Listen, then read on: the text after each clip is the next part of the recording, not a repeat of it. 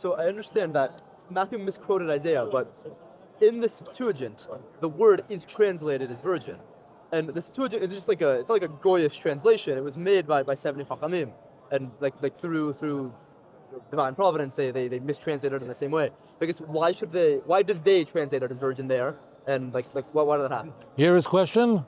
So when was the first time Tanakh was translated into a foreign language? When did that first happen? Who was the first to do that? Greek. So, right. It was for the Alexandrian Library and the Targum Shivim, where 70 or 72 learned rabbis translated. Now, Christians will say, like he said, that they translated the Bible into Greek, and and as it turns out, Christians argue if you go into the Septuagint on Isaiah 7:14, which Matthew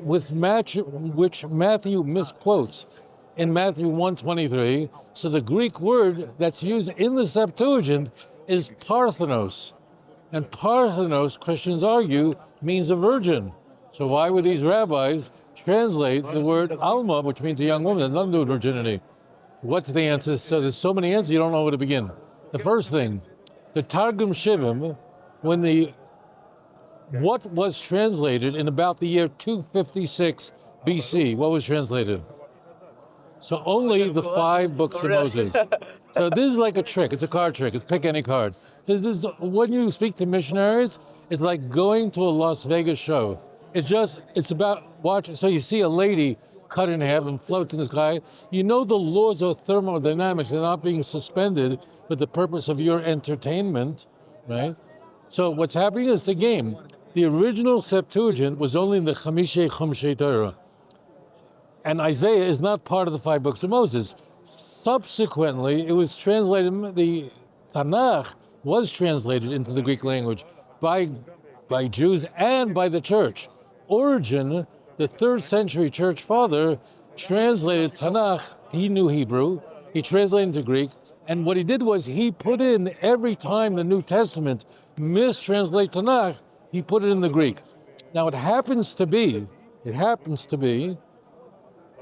that the word parthenos in Greek does not really just mean a virgin. So the word bisula only means a virgin, can't mean anything else.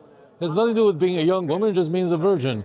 Like, for example, in Genesis 34, verse 3 and 4, Dinah, she was raped, and Shechem loved the girl and wanted to marry her. So in the Septuagint, it calls her a parthenos too, although she was raped.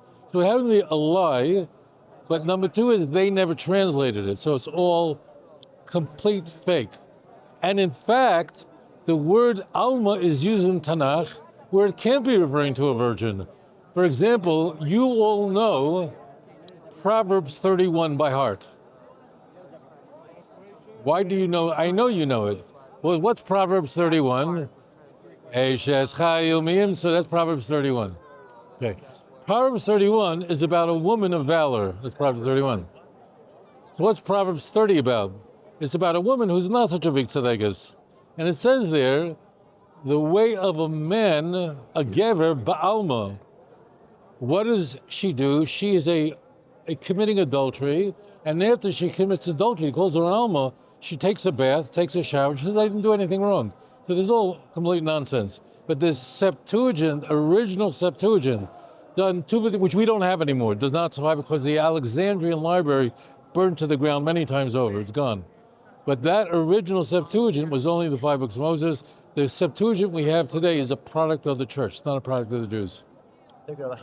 Always, anytime.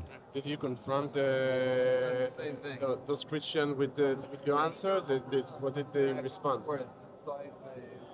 Did I confront those missionaries with this explanation? When your argument, one of your debates? I do it all the time.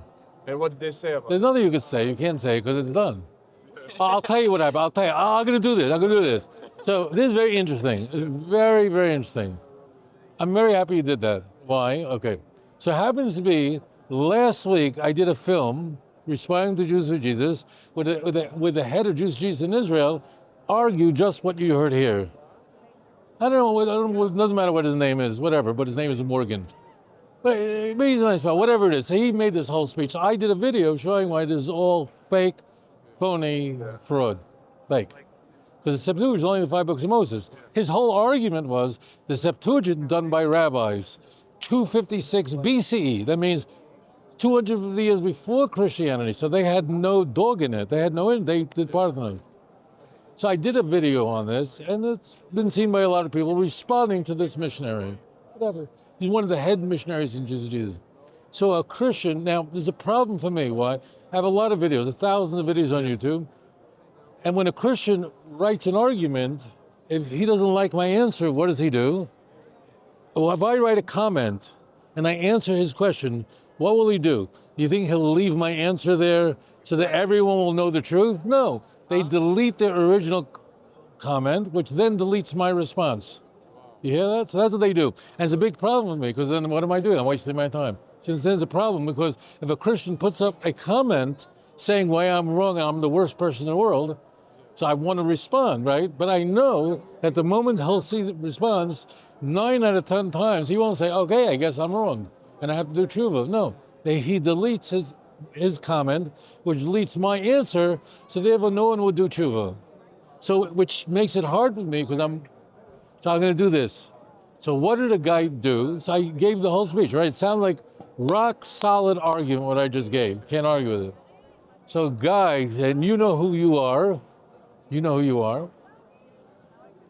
So a guy put a comment under that said, but scholars agree in the 1st and 2nd century BCE, there were already Greek translations of the Tanakh, which is true.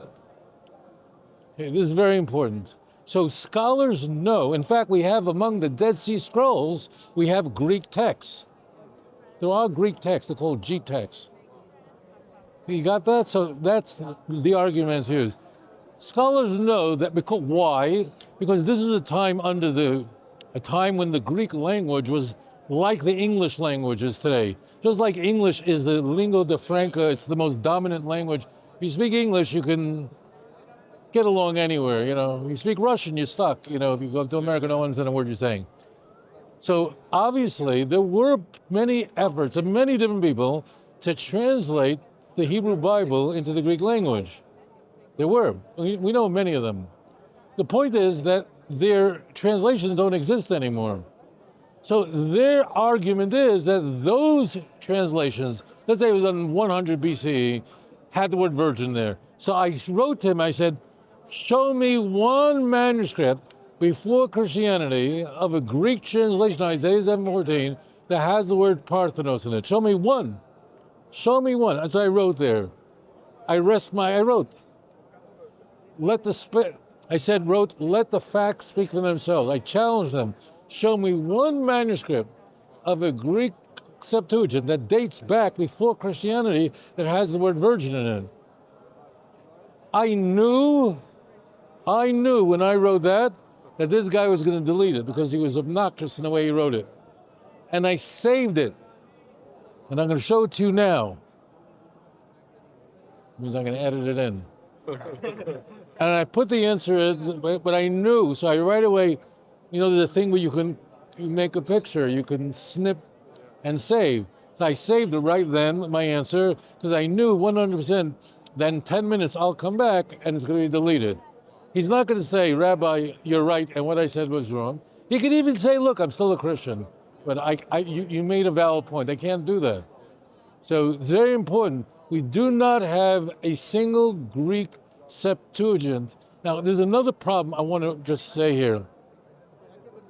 So you all heard of the King James Bible. It was commissioned in 1604 and it was completed in 1611 in England. There were no Jews then at the time.